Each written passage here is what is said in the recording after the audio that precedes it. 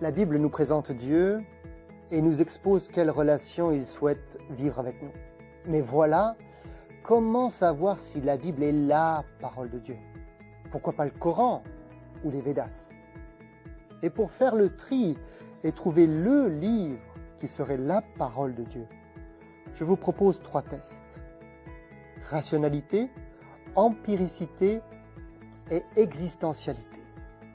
Premier test, le test de la rationalité. Est-ce que ce qui est écrit dans la Bible est rationnel? Est-ce que c'est cohérent? Ou est-ce que la Bible a un contenu contraire à la raison ou se contredit? Est-ce que son message est le même du début à la fin, ou faut-il se casser la tête pour y trouver une cohérence? Vous serez peut-être surpris d'apprendre que la Bible, c'est une collection de 66 livres, écrits sur une période de plus de 15 siècles, par au moins 40 auteurs très différents les uns des autres. Pourtant, ils ont tous un seul message, c'est que Dieu nous aime et désire que nous apprenions à le connaître et à l'aimer à notre tour. Alors vous allez me dire impossible. Comment 40 auteurs pourraient se mettre d'accord sur plus d'1 millénaire et demi pour écrire la même chose? Eh bien oui, preuve numéro 1, la Bible est bien cohérente dans tout ce qu'elle expose. Et cela inclut aussi des prophéties qui s'accomplissent des siècles après la fin de leur rédaction. Est-ce surprenant? Certainement pas pour Dieu, évidemment. Premier test, rationalité. Deuxième test, celui de l'empiricité. Est-ce que ce qui est écrit dans la Bible est vérifiable par la méthode empirique historique? Ou est-ce que la Bible parle d'endroits, d'événements qui n'ont jamais existé? Par exemple, lorsque Jésus rencontre la Samaritaine au puits de Jacob, s'agit-il d'un vrai puits? Il y a quelques années, je suis allé en Israël avec mon fils pour marcher dans les pas des personnages bibliques, pour découvrir où ils habitaient et pour m'imprégner de l'histoire de la géographie des lieux. Je me rappelle de ce pasteur, alors que nous étions à Capernaum, sur les rives de la Galilée, qui racontait qu'étant petit, il pensait que la Bible c'était comme Spider-Man, des légendes.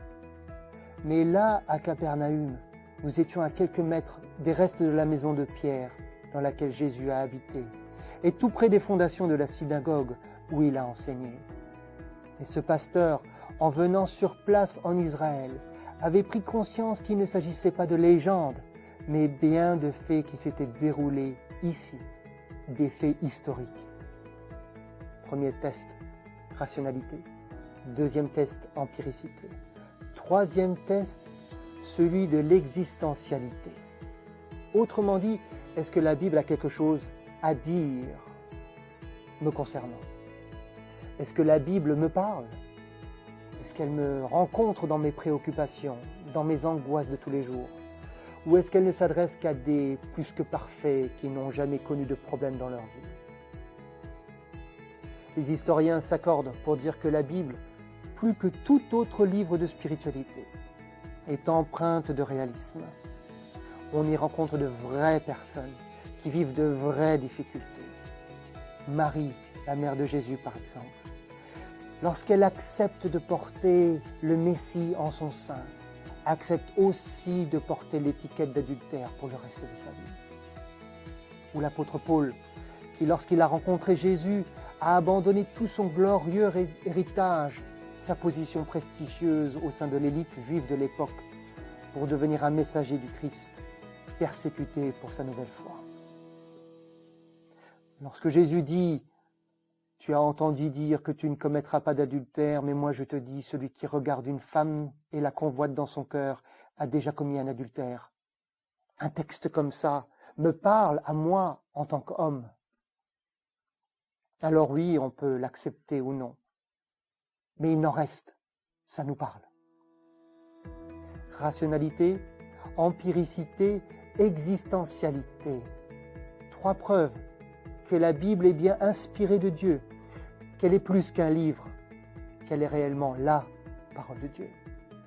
Alors mon conseil, commencez à la lire et vous allez vous rendre compte par vous-même quelle est la parole de Dieu. Permettez-moi une petite recommandation pour vous aider à démarrer. Commencez par l'évangile de Luc dans le Nouveau Testament, puis poursuivez par le livre des Actes des Apôtres. Et vous allez pouvoir vous faire une opinion. C'est la meilleure façon.